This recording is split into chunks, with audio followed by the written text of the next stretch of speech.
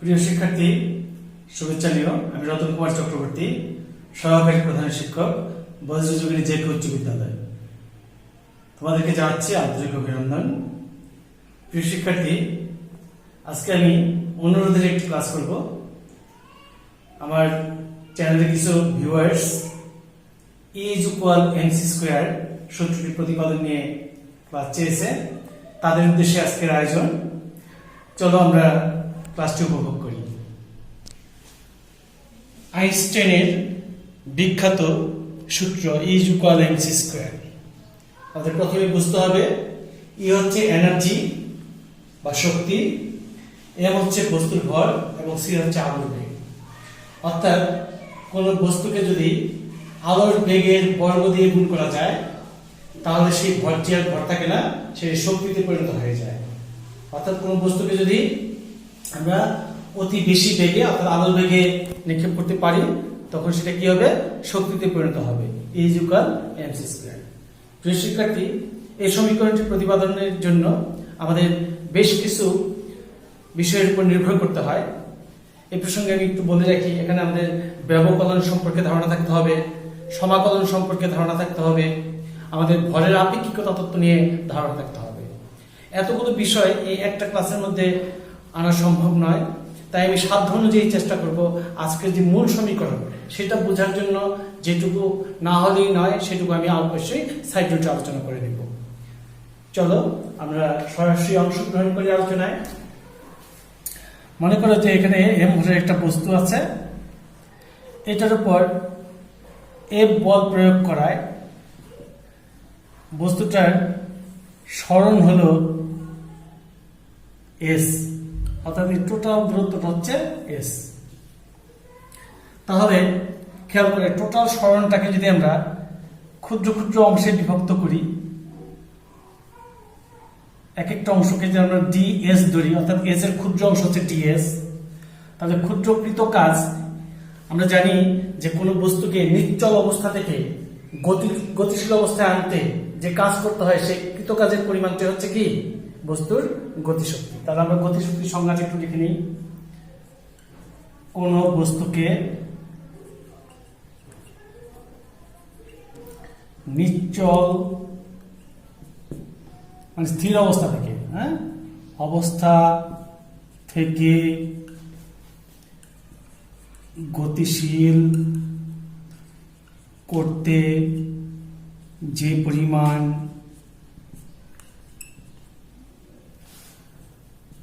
কাজ করতে হয় তাই গতিশক্তির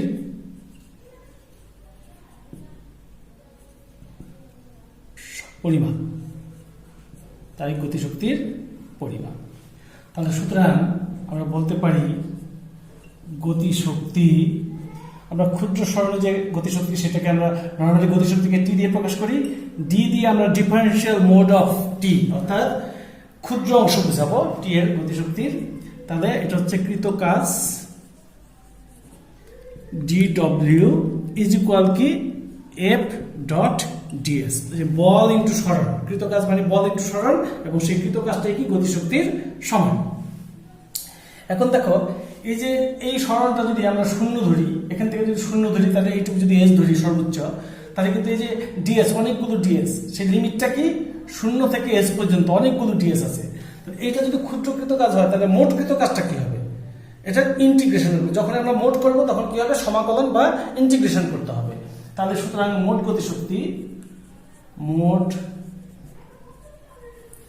গতিশক্তি এটাকে আমরা টি লিখবো। তাহলে সেটাকে আমরা কি করব? ইন্টিগ্রেশন অফ কোন লিমিট থেকে কোন লিমিট? 0 to S, 0 থেকে S পর্যন্ত, সেটা কি F/ds। একটা জিনিস মনে রাখবেন প্রিয় শিক্ষার্থী, এই ডি এর সাথে যেটা থাকে সেটাই আমরা চলক চিন্তা করব। ডি এর সাথে যেটা থাকে, ডি এর সাথে যেহেতু S আছে, এসটাই চলক, তাহলে এখানে S এর লিমিট হবে। এইটুকু পর্যন্ত আমরা বুঝতে পারলাম। এটা আমরা ইকুয়েশন নাম্বার 1 দিয়ে রাখি। এবারে খেয়াল করো, আমরা জানি যে প্রযুক্ত বল সমান কি? ভরবেগের পরিবর্তনের হার। তাহলে F =d/dt of mv, অর্থাৎ ddt হচ্ছে একটা অপারেটর, নট d/dt। ddt এটা একটা ডিফারেন্সিয়াল অপারেটর। হ্যাঁ, এটা কি ভরবেগের পরিবর্তনের হার বোঝাচ্ছে। তো সেই ক্ষেত্রে আমরা কিন্তু কি লিখতে পারলাম, এফ ডিটি ইজ ইকুয়াল কি এমভি বা ডিডিটি অফ এমভি লিখলাম এফ। ওকে, আবার আমরা বেগের সমীকরণ, বেগের সূত্র কি জানি, বেগ মানে দূরত্ব বাই সময়, অর্থাৎ এস বাই টি এর জায়গায় আমরা ডিফারেন্সিয়াল মোডে যদি লিখি তাহলে ক্ষুদ্র দূরত্ব বাই ক্ষুদ্র সময়। তো সেই ক্ষেত্রে আমরা কি লিখতে পারি, ds is equal v dt. তাহলে 1 ইমপ্লাইজ 1 নং থেকে আমরা কি পাই, মোট গতিশক্তি টি ইজ ইকুয়াল এফ এর পরিবর্তে আমরা লিখব ডি ডিটি অফ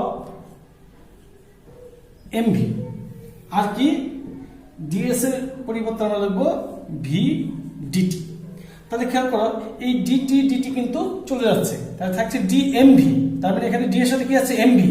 এমভিটা হচ্ছে চলন। তাহলে প্রথম অবস্থায় যেহেতু বেগ শূন্য, নিশ্চল ছিল, তার মানে ভরবেগ শূন্য, আর সর্বোচ্চ বেগ যদি ভি হয় তাহলে ভরবেগ কি হবে, এমভি।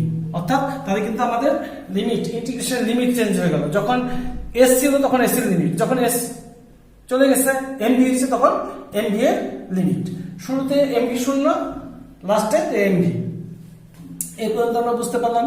দ্যাট ইমপ্লাইজ এখান থেকে আমরা কি লিখতে পারি, 0 টু এমভি, তাহলে এই ভি ডি অফ এমভি, এটা হচ্ছে টি।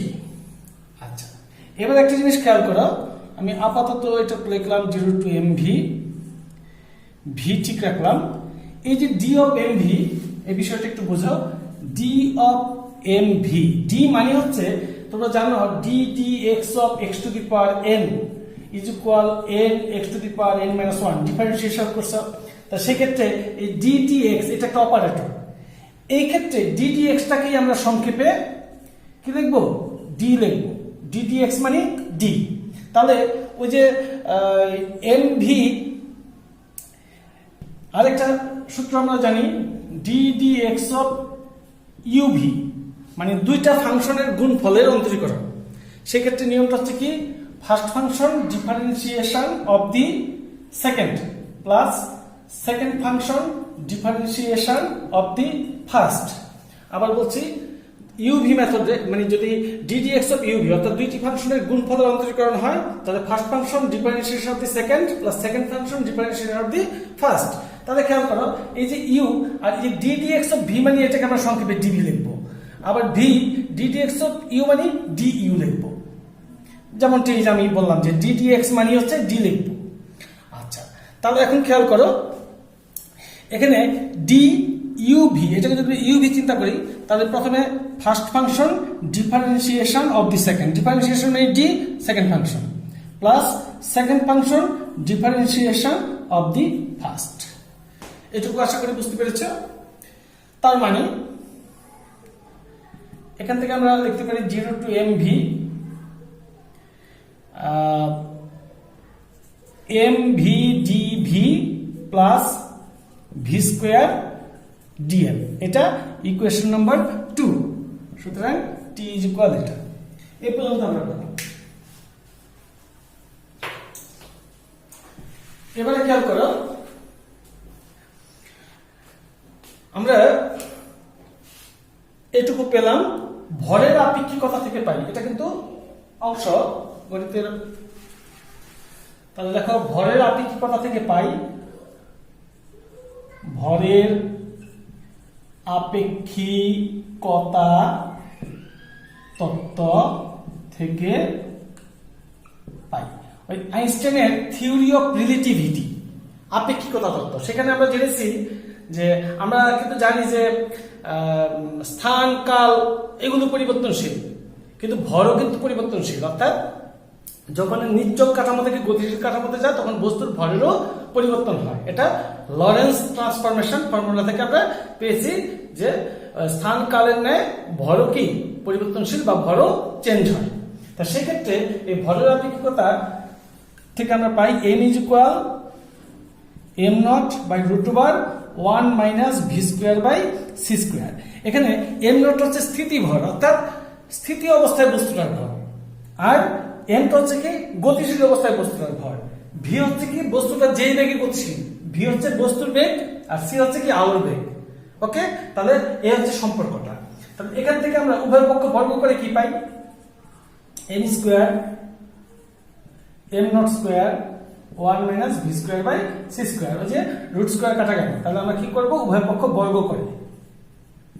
ঠিক আছে, এবার যদি আমরা কোনাকুনি গুণ করি তাহলে 1 minus V square by C square into M square is equal কি এম নট স্কোয়ার। এবার যদি আমরা একটু লসাগু করি তাহলে সি স্কোয়ার, এটাকে লেখা যায় C square minus V square M square is equal to M not square. Okay, আচ্ছা এবারে খেয়াল করো, এখান থেকে আমরা আর একটু লিখি, C square minus V square into M square is equal to M not square C square M not square C square. আপত্তি আছে? এবারে খেয়াল করো, C square M square minus V square M square is equal M not square C square. Okay, এবারে খেয়াল করো, আমরা উপর থেকে একটু মুছে ফেললাম। তাহলে এখানে দেখো, এই যে আমরা পুনরায় ব্যবকলন করে পাই। ব্যবকলন মানে কি? অন্তরীকরণ। ব্যবকলন করে পাই। খেয়াল করো, সিটা কি? সিটা হচ্ছে আলোর বেগ। আলোর বেগ কিন্তু ধ্রুবক, যেটা শূন্য মাধ্যমে 3 × 10⁸ মিটার পার সেকেন্ড শূন্য মাধ্যমে। ওকে, এটা কিন্তু সুনির্দিষ্ট। তাহলে এটা যেহেতু ধ্রুবক, তাহলে ইন্টিগ্রেশন হবে, ডিফারেন্সিয়েশন হবে শুধু এইটুকু। তাহলে আমরা কি লিখবো? এটা লিখবো C square into 2m dm। কেন একটু বুঝতে হবে। আমরা জানি ddx অফ y স্কোয়ার মনে করা আছে। তাহলে এটাকে যদি আমি মনে মনে প্রথমত x চিন্তা করি, অর্থাৎ এই যে তুলনা করব ddx of x to the power n, সেই ক্ষেত্রে n x to the power n minus 1। তাহলে এখানে n x to the power n minus 1, কিন্তু x তো x না, x হচ্ছে কি y। তাহলে এটাকে আবার ডিফারেন্সিয়েশন করতে হবে। তাহলে সেই ক্ষেত্রে কি হলো 2y ইন্টু এই যে ddx অফ y মানে কি dy। তাহলে একই নিয়মে যদি আমরা এই c square into M square এটাকে ডিফারেন্সিয়েশন করি, সি স্কোয়ার তো ধ্রুবক, ঠিক আছে, এটা ধ্রুবকের কোনো ডিফারেন্সিয়েশন করবো না। এম স্কোয়ারের ডিফারেন্সিয়েশন, তার মানে ddx অফ এম স্কোয়ার মনে করো, তখন কি হবে 2m two the power n minus 1 into ddx of m। তার মানে কি এই 2m আর ddx মানে কি dm, অর্থাৎ তাহলে কি হলো এটা 2m dm, যেটা আমি লিখেছি সি স্কোয়ার আর সি স্কোয়ার 2m dm। ওকে, মাইনাস। এবার খেয়াল করো, এখানে ভি এবং এম দুইটাই কিন্তু চলক রাশি, এটা কিন্তু ধ্রুবক নাই। তাহলে এটা আবার ইউভি মেথডে। তাহলে সেই ক্ষেত্রে দেখো ddx of v square M square যদি হয়, তাহলে এই যে first function differentiation of the second, এটা ডিফারেন্সিয়েশন একটু আগে আমরা দেখলাম। এম স্কোয়ার ডিফারেন্সিয়েশন আমরা দেখছি 2m dm plus second function differentiation of the first, তার মানে এটা 2v dv, ওই একই নিয়মে। বুঝা গেছে? তাহলে সেই ক্ষেত্রে এটাকে আমরা কি লিখবো? এটাকে লিখবো এই ভি স্কোয়ার এম স্কোয়ার কে আমরা লিখবো v square 2m dm plus m square 2v dv। Okay, আচ্ছা, আর কি? আর হচ্ছে এখানে এম নটটা কি? এম নটটা ছিল স্থিতি ভর। শুরুতে তো বস্তুর ভর সুনির্দিষ্ট ছিল, এটা ধ্রুবক, আবার সিও ধ্রুবক। তাহলে ধ্রুবকের ডিফারেন্সিয়েশন কি? আমরা জানি ddx of any constant is equal two 0। এখানে m নিশ্চল ভর, এটা স্থির, সিও স্থির, অতএব ধ্রুবকের ডিফারেন্সিয়েশনটা কি হবে? শূন্য হবে। ওকে, ক্লিয়ার? এবার আসো, এখান থেকে আমরা কি লিখতে পারি? তাহলে এই c square minus 2m dm minus V square 2m dm plus minus m square 2v dv is equal 0। Okay, আচ্ছা, এবারে খেয়াল করো, তাহলে এখান থেকে আমরা কি পেলাম? এই M square 2m dm 2m দ্বারা সবাইকে যদি আমরা ভাগ করি, এখানে মাইনাসটা হবে না, 2m এখানে আছে, এখানে আছে, এখানেও আছে, 2m দ্বারা যদি ভাগ করি তাহলে c স্কয়ার dm মাইনাস এখানে কি থাকে v square dm minus 2m common বাদ দিলে এখান থেকে একটা m v dv is equal 0। Side নোটে বলে দিই উভয় পক্ষকে 2m দ্বারা ভাগ করে। ওকে, তাহলে এবারে খেয়াল করো c square dm minus v square dm is equal two কি তাহলে mv dv। আমরা যদি একটু ঘুরে লিখি তাহলে mv dv সমান কি দেখা যায় c square dm minus v square dm। আচ্ছা, এই মানটা আমরা 2 নং সমীকরণে বসাবো, এইটুকু মুছে ফেললাম। 2 ইমপ্লাইজ 2 নং থেকে পাই, 2 নং এ কি আছে t সমান ইন্টিগ্রেশন চিহ্নটা আগে দিয়ে রাখলাম, mv dv এর পরিবর্তে আমরা কি লিখব, এটা c square dm minus v square dm plus আর কি আছে v স্কয়ার dm, এরকম আছে। এখন খেয়াল করো এই minus v square dm plus v square dm কেটে যাচ্ছে, তখন কিন্তু আমার যে লিমিট ছিল mv 0 mv কিন্তু নেই, চলকের সাথে এখন কি আছে m আছে, তাহলে m এর লিমিট, m এর দুইটা মান কি কি আছে, লোয়ার লিমিট ছিল m নট, আপার লিমিট হচ্ছে m, অর্থাৎ শুরুতে ভর ছিল m নট আর শেষে ভর হচ্ছে m, তাহলে আমরা ভরের লিমিট দেব। সুতরাং t এই m naught to m c square dm এইটুকু পেলাম। এখন খেয়াল করো এখানে c তো ধ্রুবকটা বাইরে নিয়ে আসবো ইন্টিগ্রেশনের নিয়ম অনুযায়ী, তাহলে আমার ইন্টিগ্রেশন হবে শুধু dm m naught to m। Okay, এবারে খেয়াল করো আমরা জানি integration of x to the power n dx is equal to হচ্ছে x to the power n plus 1 by n plus 1, এটা ফর্মুলা। তো সেই ক্ষেত্রে x dx x এর উপর কিছু নাই, তার মানে একটা 1 আছে, তা সেই ক্ষেত্রে কি হবে, সেই ক্ষেত্রে হবে এই x to the power 1 plus 1 by 1 plus 1, তাহলে integration of x to the power 0 dx মানে কি হবে, কিছু নাই তার মানে কি 1 এর সাথে এখানে কিছু নাই তার মানে একটা 1 আছে, তাহলে x টু দি পাওয়ার 0 চিন্তা করেন, সেই ক্ষেত্রে কি হবে x to the power 0 plus 1 by 0 plus 1, তার মানে কি x to the power 1 by 1, তার মানে x। অর্থাৎ তাহলে সেই ক্ষেত্রে আমরা বলতে পারি ইন্টিগ্রেশন অফ dx মানে হচ্ছে কি x, অর্থাৎ ক্ষুদ্র dx গুলো যোগ করলে x হবে। অতএব এখান থেকে আমরা সেই নিয়মটা যদি অনুসরণ করি তাহলে ইন্টিগ্রেশন অফ dm মানে কি হবে, ইন্টিগ্রেশন অফ dm মানে হবে m। যখন ইন্টিগ্রেশন হয়ে গেল তখন আমরা ইন্টিগ্রেশন চিহ্ন উঠিয়ে দেব, যখন ইন্টিগ্রেশন হয়ে গেল তখন আর ইন্টিগ্রেশন চিহ্ন থাকবে না, তখন লিমিটটা কোথায় বসবে, এই থার্ড ব্র্যাকেটে বসবে। ওকে, এবারে আসো এদিক থেকে দেখি, that implies t is equal কি c স্কয়ার। এবার লিমিট বসানোর যে নিয়ম সেটা হচ্ছে যদি এরকম হয় x দুইটা লিমিট, তাহলে প্রথমে এটার পরিবর্তে আপার লিমিট মাইনাস এই লোয়ার লিমিট। ওকে, তাহলে সেই ক্ষেত্রে m এর দুইটা মান, একটা m আর একটা m নট, তাহলে আমরা কি লিখবো, আগে লিখবো m পরে লিখবো m নট। ওকে, আমরা যখন লিমিট বসাই দিলাম তখন লিমিট উঠে গেল। এবারে t is equal c square m minus, একটু সাজিয়ে দেখি, mc square minus m not c square. Okay, এবারে খেয়াল করো t plus m not c square is equal mc square, কিন্তু t plus m not c square is equal to মোট শক্তি is equal E। আমরা শুধু গতি শক্তি জানি T আর বিভব শক্তি জানি এটা m নট c স্কয়ার, মানে কি স্থিতি অবস্থায়, তার মধ্যে কোনো গতি শক্তি থাকে, স্থিতি অবস্থায় তার মধ্যে কোনো গতি শক্তি থাকে না, সেক্ষেত্রে সেটা কি বিভব শক্তি, অর্থাৎ গতি শক্তি প্লাস বিভব শক্তি ইজ ইকুয়াল টু মোট শক্তি, এবং সেটাকে আমরা E দিয়ে প্রকাশ করব।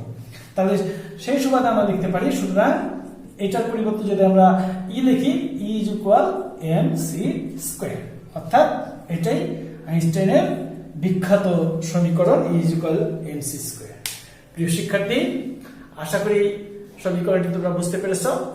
এরপরেও সমস্যা হলে তোমরা কমেন্টসের মাধ্যমে জানাবে, আমি তোমাদের সমস্যার সমাধান করতে চেষ্টা করব।